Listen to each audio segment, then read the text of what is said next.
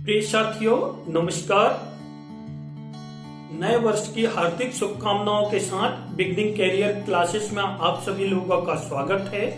प्रिय साथियों, कल एमपीपीएससी 2019 मुख्य परीक्षा का रिजल्ट आउट हो गया है।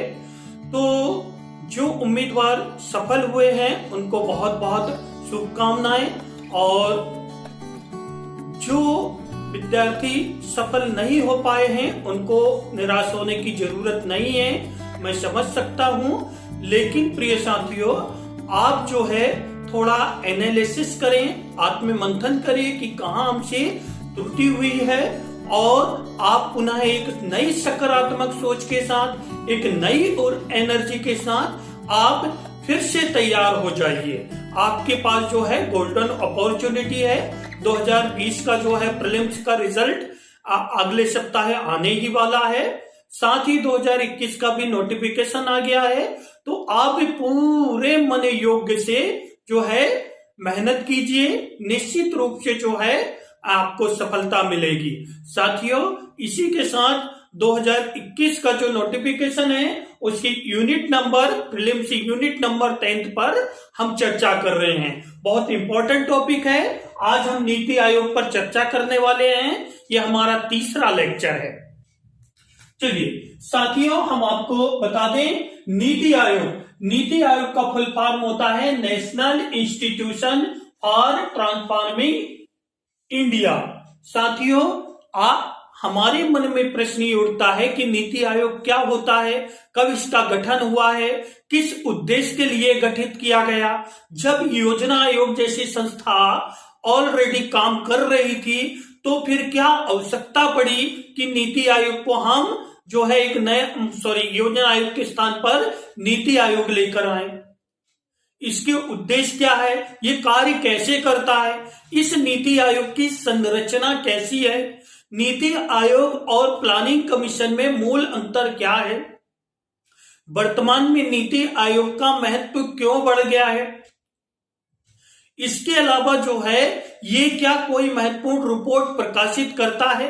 तो इन सब विषयों पर हम चर्चा करने वाले हैं। ये प्रीलिम्स के साथ साथ मुख्य परीक्षा के लिए भी काफी इंपॉर्टेंट टॉपिक है। चलिए साथियों, तो आपको पता होगा कि नीति आयोग का जो गठन है या स्थापना है ये कब हुई है साथियों। तो ये हुई है 1 जनवरी 2015 को।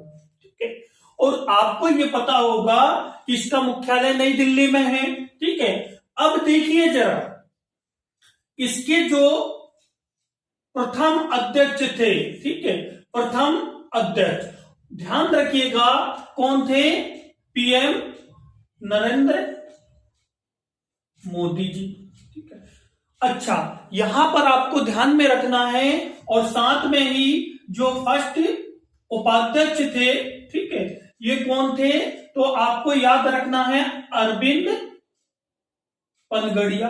अभी हम चर्चा करेंगे। ठीक है, अरविंद पनगड़िया जी। सचिव कौन थे फर्स्ट, तो देखिए फर्स्ट जो सचिव थे वो कौन थे, तो आपको पता होगा खुल्लर जी थे, राजू खुल्लर।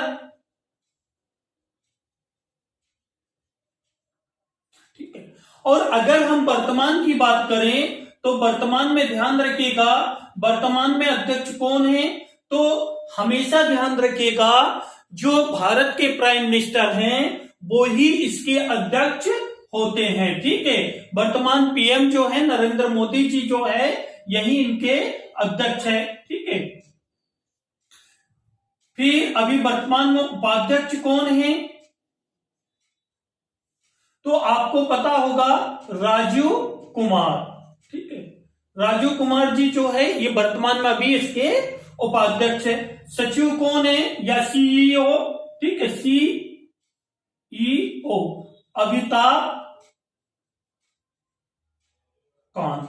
ठीक है, ठीक है, ये अभी वर्तमान में क्या है, सीईओ है, मुख्य कार्यकारी। ठीक है, चलिए आगे हम बात करते हैं उद्देश्य, किस उद्देश्य को लेकर इसका गठन किया गया था। तो साथियों, इसके 3 पिलर में आपको बता देता हूं।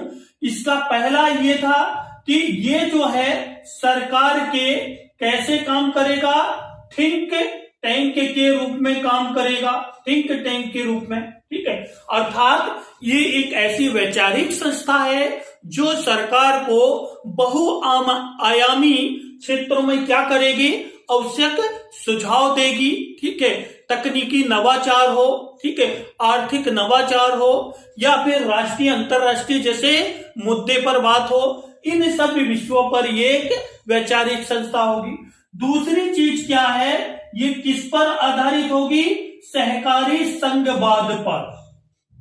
दरअसल क्या है, अभी हम पृष्ठभूमि पर देखेंगे, दरअसल क्या है कि ये संघवाद जो है भारत राज्यों का संघ है, तो ये सहकारी संघवाद को क्या करेगी, प्रोत्साहित करेगी, ठीक है। केंद्र और राज्य के बीच संबंध को मजबूत करेगी, क्योंकि हम जानते हैं कि एक सशक्त राज्य ही सशक्त राष्ट्र का निर्माण कर सकता है। इसलिए हमको राज्यों को जो है और अधिक ध्यान देने की जरूरत थी। इसलिए ये क्या काम करेंगी, न्यूनतम सरकार, ठीक है, न्यूनतम सरकार, अधिकतम सुशासन, ये इस पर मतलब अब हमको क्या काम करना होगा, सरकार जो है हर कार्यों पर, अब सरकार हर कार्य नहीं करेगी, ये अधिकतम सुशासन, गुड गवर्नेंस की ओर तब्दील होगा।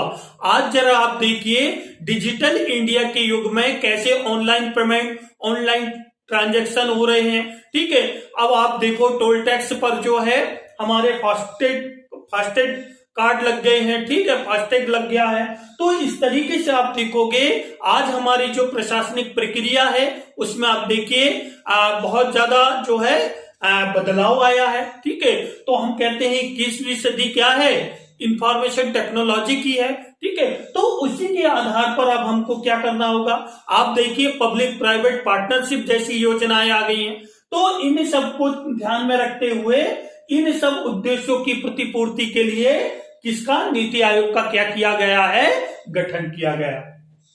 साथियों अब हम इसके देखते हैं थोड़ी सी पृष्ठभूमि, ठीक है, क्या देखते हैं, पृष्ठभूमि।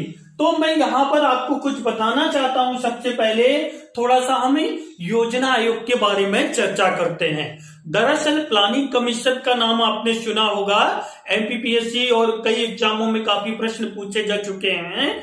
आपने the plan economy for India का नाम सुना होगा, जो कि एम विश्वेश्वरैया द्वारा रचित एक बुक थी, 1934 के आसपास की बात है। ये जो है योजना के संदर्भ में पहली जो है वो थी बुक थी, रचना थी, जिसमें जो है हमारी इकोनॉमी के बारे में बताया गया था। इसके आधार पर राष्ट्रीय आयोजना समिति जो है 1938 में गठित हुई थी, आपको पता होगा। पंडित जवाहरलाल नेहरू की अध्यक्षता में राष्ट्रीय आयोजन समिति का गठन किया गया था। बॉम्बे प्लान आया, पीपल्स प्लान आया, सर्वोदय प्लान आया।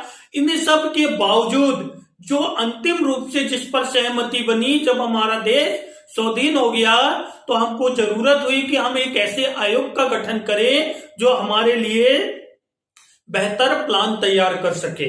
तो साथियों मैं इसको मिटा देता हूं।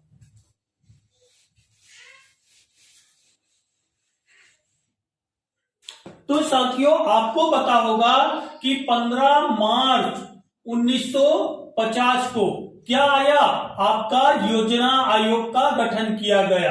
किसका गठन किया गया, योजना आयोग का गठन किया गया।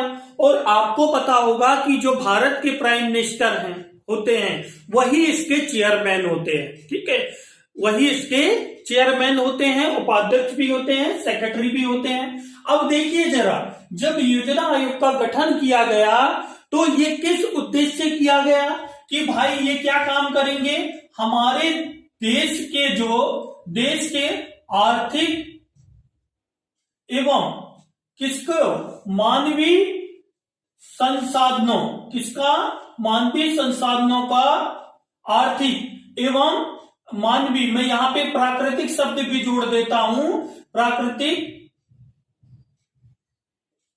व मानवीय संसाधनों का क्या करना, आकलन करना, क्या करना, आकलन, और इसके माध्यम से क्या करना, पंचवर्षीय योजना बनाना। तो पंचवर्षीय योजना बनाना, तो इसके लिए इसका जो है क्या किया गया था, गठन किया गया था। प्रत्येक 5 वर्ष के अंतराल में जो है पंचवर्षीय योजनाएं तैयार की जा रही थी हमारे राज्य के लिए, हमारे राष्ट्र के लिए। तो साथियों जो है मैं आपको ये जो हम डिटेल है ये हम इकोनॉमिक्स में अलग से पढ़ेंगे, अभी केवल आप थोड़ा सा यहाँ पर ध्यान रखिएगा। फिर आगे चल के ये अब देश के प्राकृतिक खनिज और आर्थिक मानवीय संसाधनों का आकलन करके जो है पंचवर्षीय योजना तैयार करते थे। 5 वर्षों का पूरा प्लान होता था और पहली पंचवर्षीय योजना कब शुरू हुई, 1 अप्रैल 1951 से। ठीक है, चलिए आगे हम चर्चा करते हैं। इस पंचवर्षीय योजना में सभी की सभी जो मेंबर होते थे वो केंद्र के ही होते थे। ठीक है, तो केंद्र के ही होते थे और राज्यों के लिए क्या करते थे, ये योजनाएं तैयार करते थे। चलिए आगे चल के मैं यहाँ पे जो है NDC के बारे में भी बता देता हूं। नेशनल डेवलपमेंट काउंसिल, राष्ट्रीय विकास परिषद, इसकी स्थापना कब हुई, इसकी स्थापना हुई 6 अगस्त 1952 को। प्रश्न क्या आता है कि भाई जो पंचवर्षीय योजना है, ये पंचवर्षीय योजना है, पंचवर्षीय योजना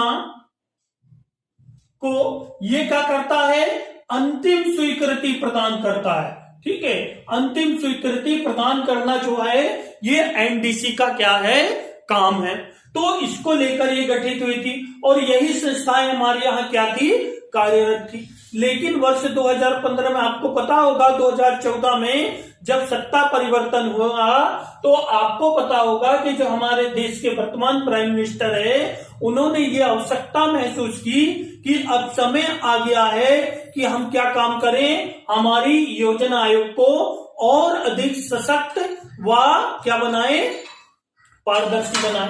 तो इसी को लेकर जो है आपको पता होगा कि अब क्या है, 1 जनवरी 2015 को क्या हमारा नीति आयोग अस्तित्व में आया। प्राइम मिनिस्टर जी ने अगस्त 2014 में ही इसकी घोषणा कर दिए थे कि भाई हम नीति आयोग जैसी संस्थाओं का क्या करेंगे, गठन करेंगे। चलिए आगे हम चर्चा करते हैं। आपको स्क्रीनशॉट लेना हो तो आप ले सकते हो।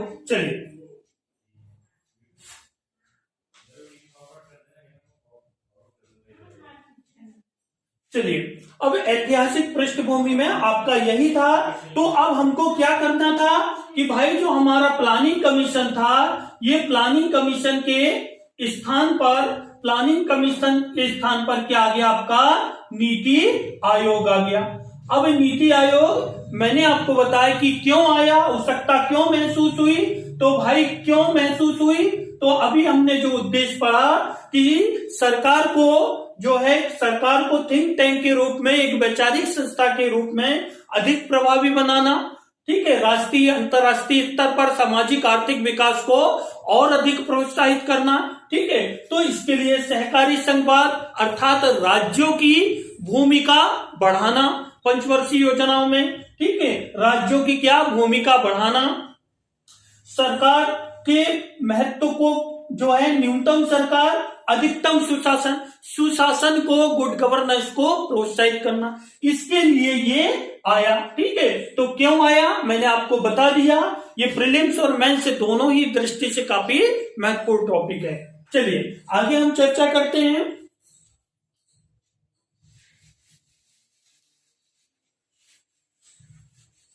इसको हम मिटा दें बिल्कुल।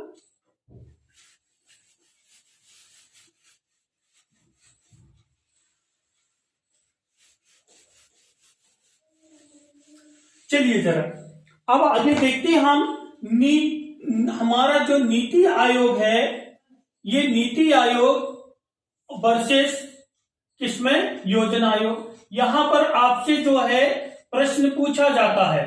ठीक है, अंतर अभी प्रीवियस मेंस में पूछा गया। नीति आयोग सबसे पहले हम स्थापना की बात कर लें तो 1 जनवरी 2015। ये कब आया, 15 मार्च 1950 को। ठीक है, 1950 को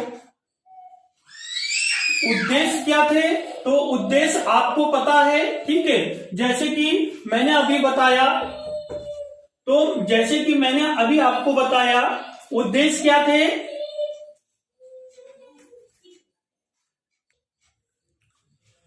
तो उद्देश्य मैंने आपको बताया कि भाई ये इसके जो उद्देश्य है, सहकारी संघवाद को सरकार के थिंक टैंक के रूप में, और इसके अलावा जो है क्या करना, अधिकतम सुशासन के रूप में। और इसका मुख्य उद्देश्य क्या था? केवल आर्थिक संसाधनों का आकलन करते हुए क्या करना, पंचवर्षीय योजना तैयार करना। ठीक है, तो यहां पर आप जो है क्या, थिंक टैंक के रूप में, सहकारी संघवाद के रूप में, ठीक है। और इसके अलावा अगला जो पॉइंट है सुशासन, है ना, किसके रूप में? सुशासन के रूप में। और इसका मुख्य उद्देश्य क्या था? आर्थिक संसाधनों को जो है आर्थिक, खनिज, प्राकृतिक संसाधनों का, मानवीय संसाधनों का आकलन करते हुए क्या करना, पंचवर्षीय योजना तैयार करना। ठीक है, ये इसका उद्देश्य था। अर्थात इससे ही स्पष्ट हो रहा है कि नीति आयोग की आवश्यकता क्यों पड़ी, क्योंकि ये बहुआयामी संकल्पना को साथ में लिए हुए है। ठीक है, अगला पॉइंट आप ध्यान रखिए। ठीक है, ये जो है ये क्या काम करेगा, सहकारी संघवाद को, ये जो है यदि हम इसको बोले तो ये विकेंद्रीकरण पर आधारित है। किस पर? विकेंद्रीकरण। क्यों? क्योंकि इसमें जो है राज्यों की भी सहभागिता है। ठीक है, अभी हम इसकी संरचना में देखेंगे, और इसमें जो है ये प्राय आप देखोगे तो ये केंद्रीकरण व्यवस्था पर आधारित है। इसको जो है इसमें सभी जो है केंद्र के ही अधिकांश व्यक्ति होते हैं। ठीक है, और वही राज्यों के लिए क्या करते हैं, पंचवर्षीय योजना।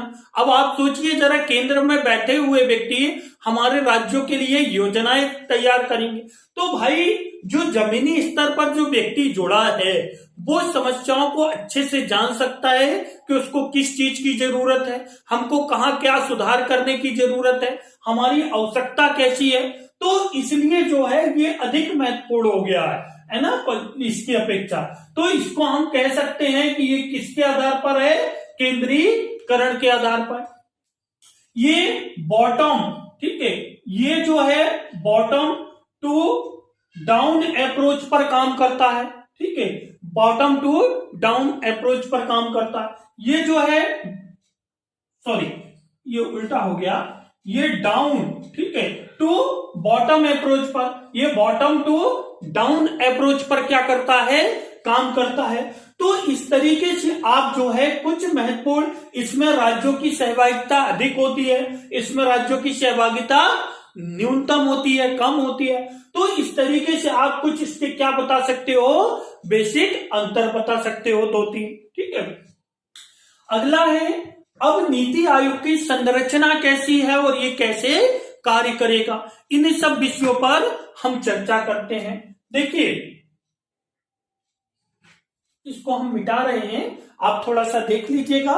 ये जो आपको पीडीएफ टेलीग्राम चैनल पे जो नोट्स मिलेगी उसमें ये चीजें सब नोट होगी, लेकिन प्रिय साथियों आप अपनी शॉर्ट नोट्स बनाते चलिएगा। ठीक है,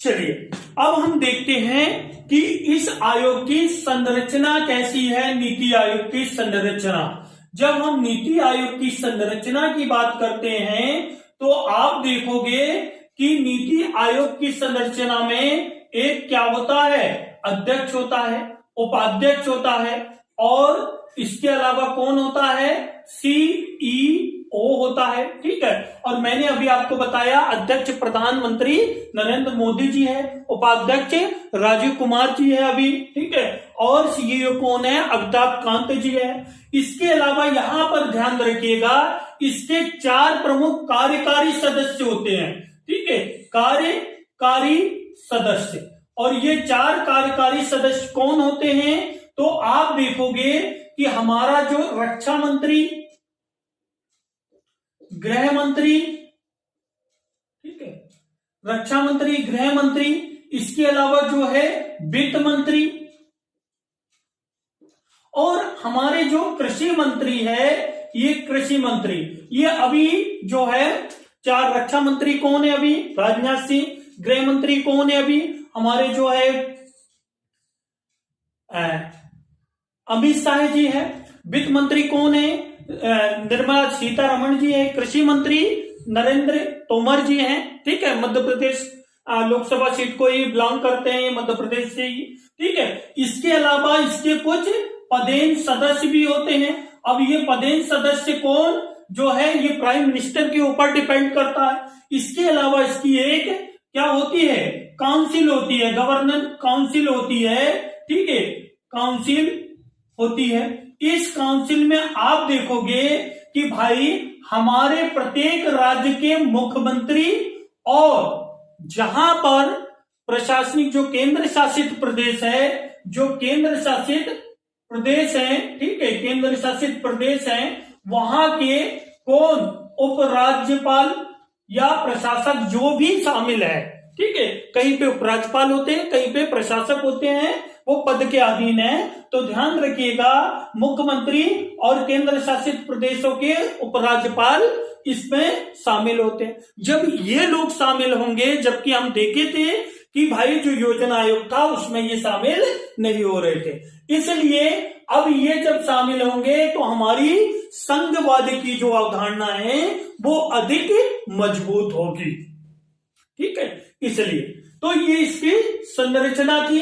कभी पूछा जा सकता है इसके अध्यक्ष, उपाध्यक्ष, सीईओ, ये तो आपको याद होना ही चाहिए बिल्कुल। ठीक है, अब हम बात करते हैं इसके कार्य की, कि भाई जो हमारा नीति आयोग है वो क्या क्या काम करेगा। तो सबसे पहली बात हमने ये बताया कि जब ये सरकार का वैचारिक स्तंभ है, थिंक टैंक है, तो स्वाभाविक बात है कि सरकार को विभिन्न क्षेत्रों में क्या करेगा, ये तकनीकी सलाह और नवाचार पर क्या करेगा, सलाह परामर्श देगा, कार्य करेगा। ठीक है, तो क्या करना, सबसे पहला इसका काम है सहकारी संघवाद को क्या करना, प्रोत्साहित करना, प्रोत्साहित करना। दूसरा इसका कार्य क्या है, हमारे सामाजिक आर्थिक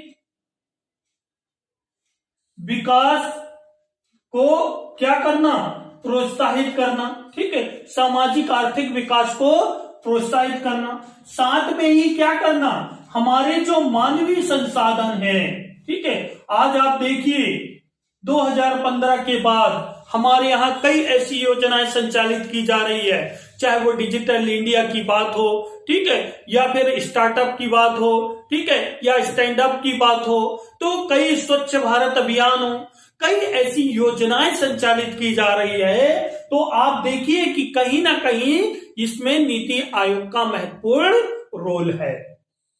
तो प्रिय साथियों, ध्यान रखिए, मानवीय संसाधनों का क्या करना, आकलन करना और मानवीय संसाधन को क्या करना, प्रोत्साहित करना।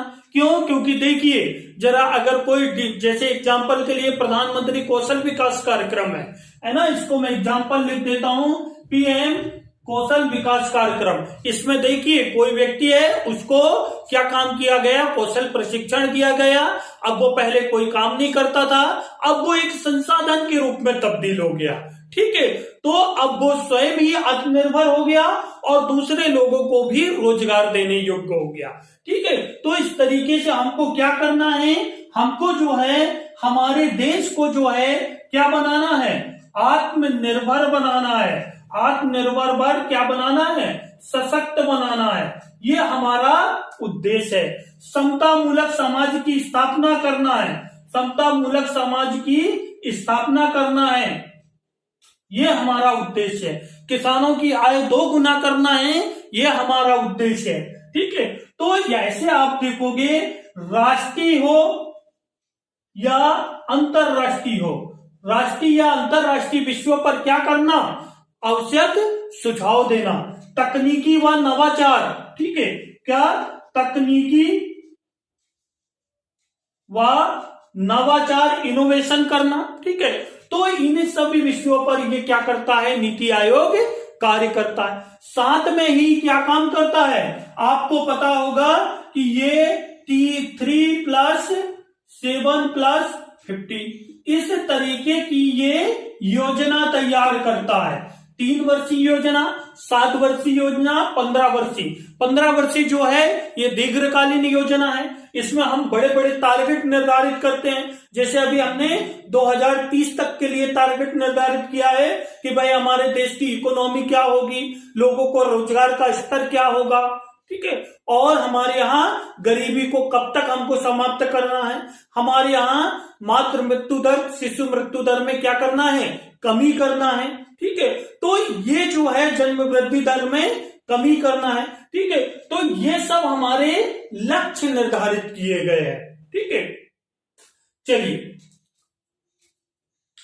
तो ये कुछ महत्वपूर्ण थे। अब बात आती है इसके महत्व की, तो हम महत्व को आखिरी लास्ट में देखते हैं। सबसे पहले देखिए यहां पे कुछ और प्रश्न बनते हैं कि भाई हमारा जो नीति आयोग है ये कौन कौन सी रिपोर्ट प्रस्तुत करता है।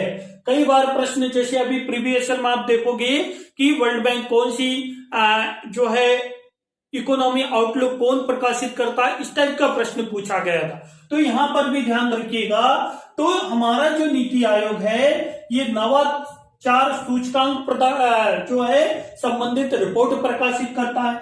स्वास्थ्य विकास सूचकांक रिपोर्ट जो है प्रकाशित करता है। इसके अलावा स्वच्छ सर्वेक्षण रिपोर्ट प्रकाशित करता है। आपने देखा होगा हमारा इंदौर जो है लगातार 5वीं बार जो है स्वच्छता सर्वेक्षण में नंबर 1 पर है, ठीक है।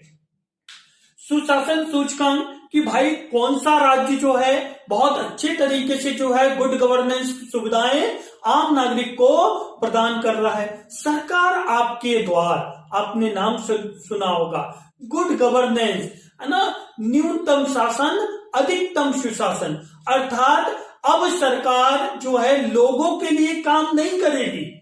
पहले सरकार लोगों के लिए काम करती थी, अब सरकार लोगों के साथ काम करेगी, ठीक है। ये देखिए दोनों में बहुत अंतर है, ठीक है। सरकार पहले क्या काम करती थी, सरकार लोगों के लिए काम करती थी, लेकिन गुड गवर्नेंस जो है तो ये ध्यान रखिएगा ये लोगों के साथ काम करेगी, ठीक है। अभी आप एग्जाम्पल के लिए देख लीजिए जरा, कोविड-19 जैसी जो है समस्याएं अभी हमारे देश ने झेला है, पूरा विश्व ही प्रभावित था इससे, लेकिन हमारे देश में आप देखिए लोगों ने, एनजीओ संस्थाएं हो, ठीक है, सामाजिक कार्यकर्ता हो, आम नागरिक हो, सभी ने मिलकर क्या काम किया, उस समस्या के से, उस चुनौतियों से निपटने में महत्वपूर्ण भूमिका निभाई।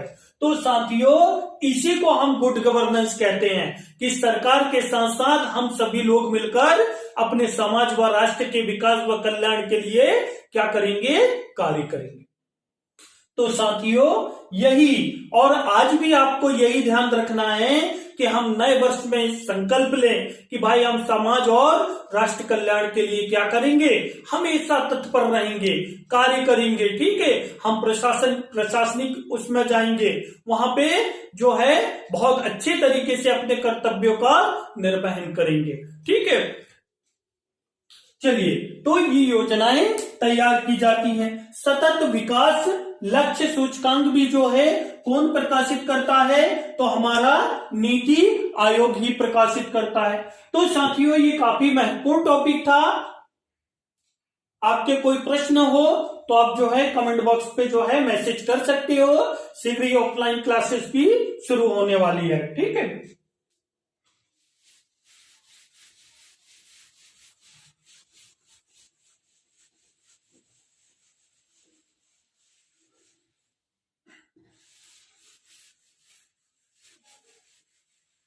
चलिए 2-3 चीजें और ध्यान रखिए साथियों। एमपी योजना आयोग जो मध्य प्रदेश का राज्य योजना आयोग है, ये कब बना था साथियों, तो ये बना था 24 अक्टूबर 1972 को। इसको मैं क्यों बता रहा हूं, क्योंकि ये हमारे राज्य के लिए राज्य स्तर पर क्या काम करता था, पंचायती राज हो, स्थानीय स्तर हो, नगरीय निकाय हो, उनके लिए योजनाएं तैयार करने के इसका मुख्य उद्देश्य था। ठीक है, अभी क्या हुआ, तो अभी आपको ध्यान रखना है फरवरी 2020 में इसका नाम भी क्या हो गया है, नाम क्या हो गया है, मध्य प्रदेश नीति आयोग। ठीक है, क्या कर दिया गया इसका नाम परिवर्तित करके मध्य प्रदेश नीति आयोग। अब ये नीति आयोग की तरह ही क्या करेगा, कार्य करेगा। ठीक है, तो ये काफी महत्वपूर्ण प्रश्न थे। चलिए, इसके अलावा महत्व क्या है, तो देखिए नीति आयोग का महत्व, साथियों नीति आयोग का क्या महत्व है, तो आप देखिए जरा, हमको आवश्यकता क्यों महसूस हुई।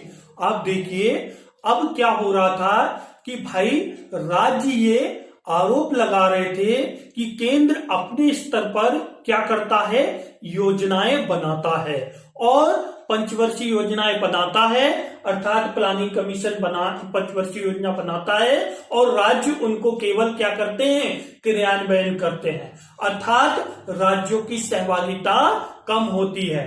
तो क्या हो रहा था कि जो हमारे कई बार, जैसे हमारे केंद्र में जो है बीजेपी सरकार जो है सत्ता में है, बहुमत में है।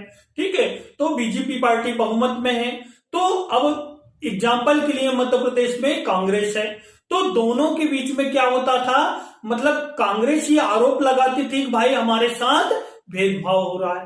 तो इसको ध्यान में रखते हुए हमको ये जरूरत हो गई थी कि भाई हम अब राज्यों का जो है क्या करें, विश्वास हासिल करें।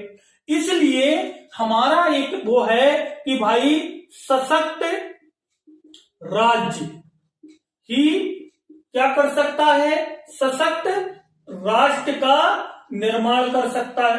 तो हमको ये ध्यान में रखना था कि भाई सशक्त राज्य, तो हमारा क्या है, अब यहां पर क्या हुआ है, राज्यों की सहभागिता बढ़ी है। तो आपको पता होगा क्या बढ़ी है इसमें, जन सहभागिता प्लस राज्यों की सहकारी संघवाद,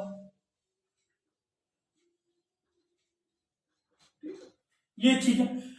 फिर आप देखोगे, चाहे हम स्वास्थ्य के क्षेत्र में हो या कोई भी क्षेत्र में हो, मैं इसको क्या कर देता हूं, बहुआयामी। ठीक है, बहुआयामी। आप देखिए, चाहे हम स्वच्छता की बात करें, चाहे हम स्वास्थ्य की बात करें, चाहे हम तकनीकी नवाचार की बात करें, क्या हुआ है, काफी सुधार आया है। ठीक है, तो इस तरीके से चाहे हम राष्ट्रीय या क्या बात करें, अंतरराष्ट्रीय मुद्दे की बात करें, तो काफी महत्वपूर्ण परिवर्तन आया है। ठीक है, आप देखिए जम्मू कश्मीर को लेकर जो है, आप देखिए जो पहले की स्थिति थी अब कितनी सामान्य स्थिति हो गई। 3 तलाक को लेकर आप देखिए। ठीक है, अभी जो है हमारी सरकार जो है लड़कियों की आयु, विवाह की आयु कितनी करने वाली है, 18 से 21 वर्ष। ठीक है, तो इन सब विषयों पर अब अगर हम बात करें, और इसके अलावा क्या है, आत्मनिर्भर, सशक्त व आत्मनिर्भर बनाना। ठीक है, तो आत्मनिर्भर बनाना, इसकी दिशा में क्या है, ये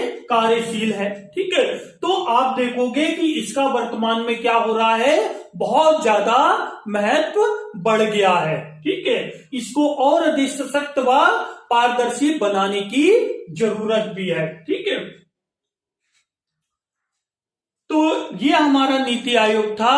अब हम क्या काम करते हैं, कुछ इसका रिवीजन कर लेते हैं जल्दी से 5 मिनट में, तो आपके प्रीलिम्स के हिसाब से भी हो जाएंगे और मेंस के हिसाब से भी हो गए। ठीक है, हम इसको मिटा रहे हैं।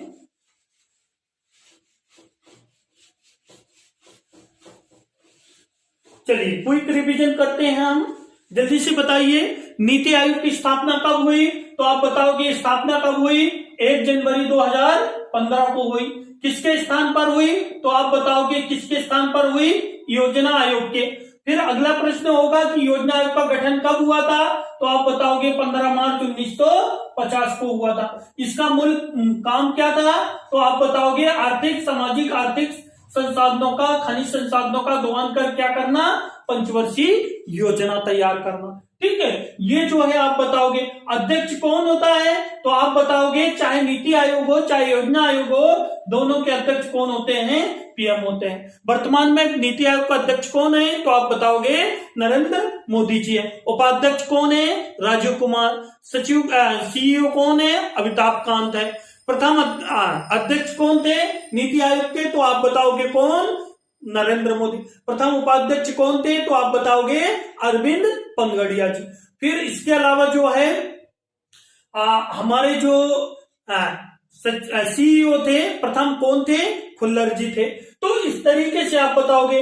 इसमें फिर कार्यकारी सदस्य कौन होते हैं, तो आप बताओगे कौन कौन से मंत्री शामिल होते हैं, रक्षा मंत्री होता है, गृह मंत्री होता है, वित्त मंत्री होता है और कृषि मंत्री होते हैं। गवर्निंग इन काउंसिल में कौन शामिल होता है नीति आयोग की, तो आप बताओगे सीएम, और सीएम के अलावा जो केंद्र शासित प्रदेश के उपराज्यपाल इसमें या प्रशासक इसमें शामिल होते हैं।